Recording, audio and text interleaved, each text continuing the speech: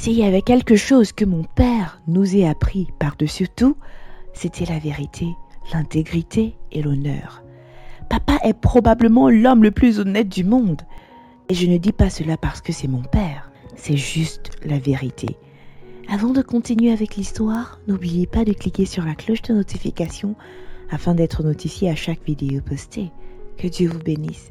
Et si vous avez été touché par l'histoire, n'oubliez pas de cliquer sur notre lien PayPal pour nous aider à toucher plus d'âmes. Merci. Au cours de mes 18 années sur Terre, je n'ai pas encore vu d'homme plus moralement conscient. Même en grandissant, papa parlait toujours à mes frères et sœurs et à moi de l'importance de l'intégrité. Je me souviens de ce lundi où nous nous sommes assis pour la prière matinale avec maman et papa. Papa était celui qui officiait la prière pour ce jour-là. Il prêchait sur la foi et l'amour de Dieu envers nous. Autant je voulais croire tout ce qu'il disait, autant j'étais un peu déçue. Si Dieu aime vraiment comme papa l'a dit à chaque fois, pourquoi nous laisserait-il souffrir quand nous le faisons ? Mes frères et sœurs et moi avons fréquenté à crédit, c'est-à-dire nous n'étions autorisés en classe que jusqu'à la période des examens. Par conséquent, les autres avaient abandonné, sauf moi. Je n'ai jamais complètement terminé une classe. Je n'avais jamais écrit d'examen parce que j'ai toujours été renvoyée pour non-paiement de frais scolaires. Au moins, j'acquérais les connaissances. J'étais au cours moyen 2 et j'ai fréquenté 7 écoles différentes. Pour chaque classe, je suis allée et j'ai assisté aux cours, mais je n'ai jamais eu l'occasion de passer des examens. Mes parents étaient de petits commerçants. J'assistais en tant que vendeur dans l'un des plus grands magasins qui avait de postes vacants.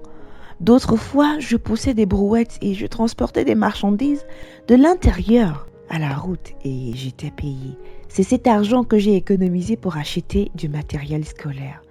Ce n'était jamais assez pour les frais de scolarité.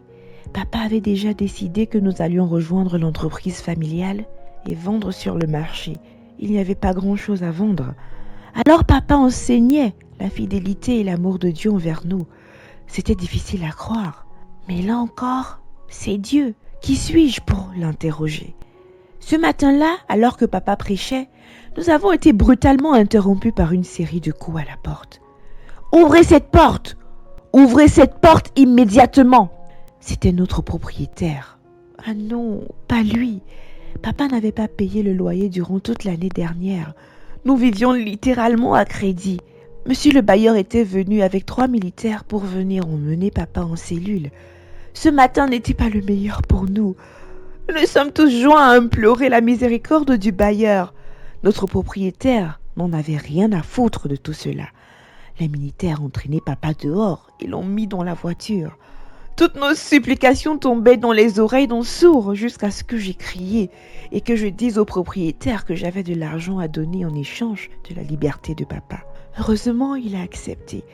Je suis allée sous le lit et j'ai sorti ma caisse d'épargne. C'était suffisant pour couvrir 8 mois de loyer. J'ai promis au propriétaire que nous le terminions dès que possible. Le fiasco de ce matin-là s'est terminé ainsi. Papa était reconnaissant. Mais qui s'en souciait ? Je venais d'échanger ma chance d'aller à l'école contre notre maison et préserver l'honneur de mon père. Après cela, papa a essayé de m'apaiser, disant que les bénédictions de Dieu m'accompagneront dans tout ce que je faisais. En colère, je l'ai ignoré et j'ai quitté la maison. Je ne leur ai pas dit, mais dans mon cœur, j'ai juré que je ne retournerai plus jamais à la maison avec cette vie pleine de désespoir. J'ai emménagé dans une autre ville et je m'y suis installée. Je suis très certain qu'ils ont essayé de me joindre, mais n'ont pas pu. J'avais coupé tout contact que j'avais avec eux.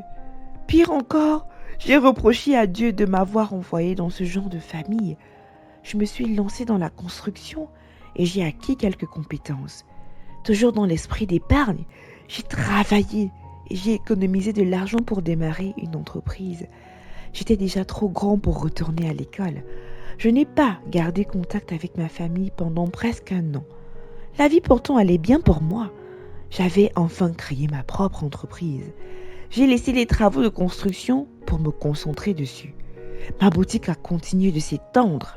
Un jour, je me suis assis dans le magasin pour passer en revue les ventes lorsque un de mes clients réguliers est venu pour faire ses achats pour le mois.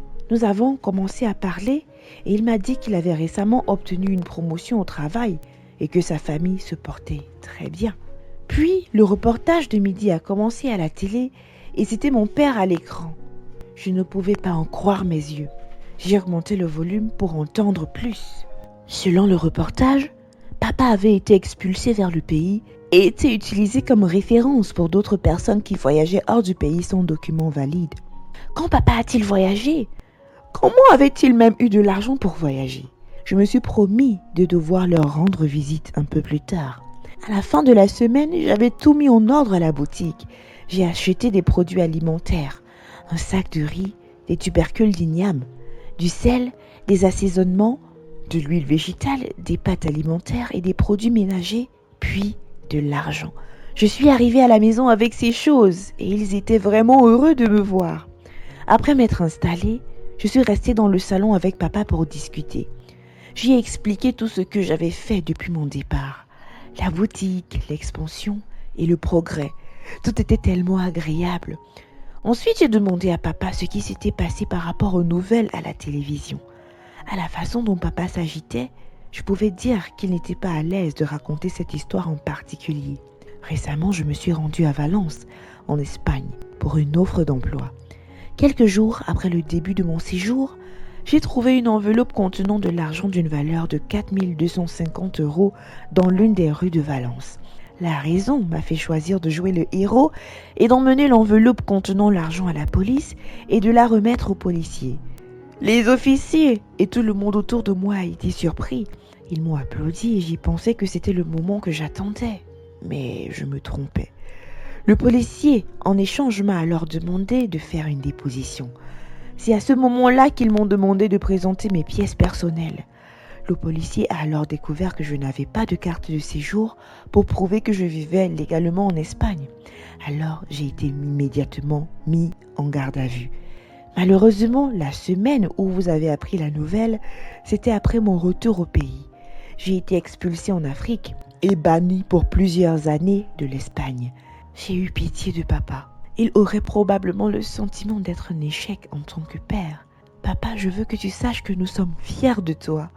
Je comprends tout ce que tu as fait pour nous et que l'on veuille ou non, tu es notre modèle.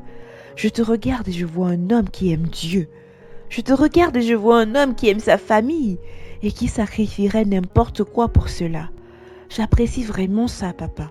Je suis désolée d'être partie en premier lieu, mais je suis ici pour changer tout cela. Je crois en Dieu et je sais que Dieu m'a fait naître dans cette famille pour faire briller la lumière. Dès demain, nous commencerons à faire nos valises. J'ai une maison assez grande pour nous contenir très confortablement. C'était la cerise sur le gâteau. Maman, mes autres frères et sœurs sont sortis de la pièce en se réjouissant. De toute évidence, ils avaient écouté.